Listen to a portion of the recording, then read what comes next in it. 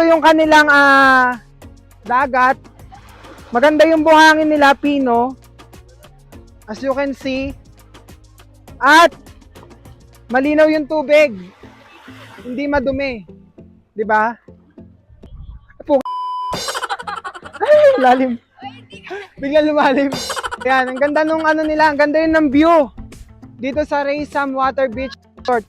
Lahat ng nakikita ninyo, hindi po amin yan. Nagbayad lang kami ng entrance para makapasok kami rito. Siyempre, kailangan bisitahin nyo talaga sila dahil sobrang ganda nung kanilang beach at ang ganda nung kanilang ambience.